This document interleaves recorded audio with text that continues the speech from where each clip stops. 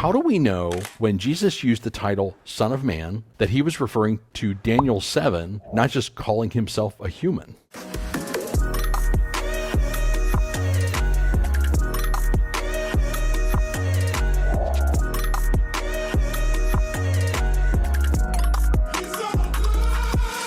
Thanks for joining us here at Faith Ignited. I'm Executive Pastor Michael Bridges with Aaron Chivington. Aaron is our founding pastor, senior pastor at Faith Ignited. The back end of the question says, well, Jesus is saying, I'm a son of man. Aren't we all sons of men? Yeah. Jesus could just be saying, hey, I'm a human being. The problem is it actually creates more problems in the context of the passages of the gospel narratives than it does solve them. The goal behind that is that if we see Jesus just as a son of humans, he's not claiming to be divine. Movement behind it all is to say, well, Jesus never claimed to be God. But the passage comes out of Daniel 7. You want to go ahead and read it for us? Yeah, he said, I kept looking in the night visions, and behold, with the clouds of heaven, one like a son of man was coming, and he came up to the Ancient of Days, and he was presented before him. So we have this idea that the Son of Man sits on the throne. He doesn't sit on a throne next to God. He sits on the throne. So he's equal with God, and we have all that Trinitarian language and concept there. When you have Jesus performing miracles, when you have Jesus teaching, he calls himself the Son of Man. I would reverse the question to someone who's like, Jesus never claimed to be God. I would say, well, what do you do with all these statements? Because Jesus doesn't make them in a vacuum. He's speaking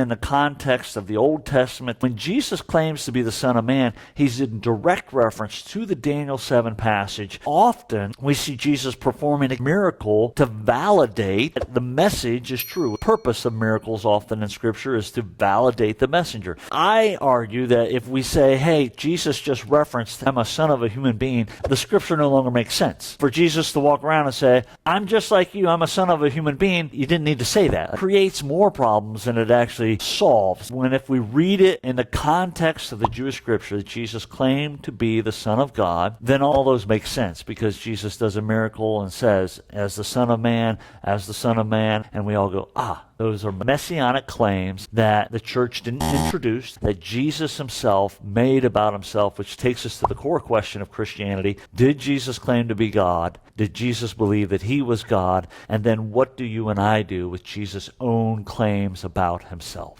The whole Old Testament is filled with messianic prophecies about the Messiah. First one, he's telling Satan that ultimately the seed of the woman is going to come and crush your head. Here in Daniel is giving prophecy about the future, and he references the Son of Man. In the Gospels, Son of Man is used 69 times, and it's used 13 times in the Gospel of John alone. That title is reserved for Christ. What we have here is we have a connection between one of the many messianic prophecies in the Old Testament of Daniel and the references to Christ as the Son of Man, which is replete through the Gospels, especially in the Gospel of John, which references about Jesus being God. Right. In the beginning was the Word, and the Word was with God, and the Word was God. Was God. And hey, thanks for joining us today at Faith Ignited. Check us out on our social media sites and our website at faithignited.church, and join us at church on Sunday.